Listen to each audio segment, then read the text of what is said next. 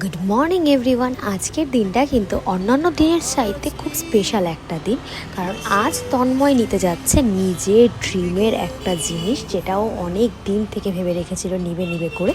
তো সেই জন্য আমি ওর সাথে চলে এসেছি সকাল সকাল রেডি হয়ে কুচবিহারে। তো এখানে এসে আমরা কোথায় যাচ্ছি, কী জন্য যাচ্ছি, সেটা তোমরা এতক্ষণে নিশ্চয়ই বুঝেই গিয়েছে আমার ভিডিওতে। থেকে তো আমরা ভেবেই গিয়েছিলাম কোন বাইকটা নেব, তবে আমরা গিয়ে হঠাৎই শোরুমে শুনতে পারি যে সেখানে নাকি সেই কালারটা এখনও অ্যাভেলেবেল নেই। সেটা নাকি দিনহাটা শোরুম থেকে রওনা দিয়েছে, আসতে কিছুটা সময় লাগবে। ততক্ষণ আমাদের ফর্মালিটিস করে কিছুটা ওয়েট করতে হবে বাইকের জন্যে।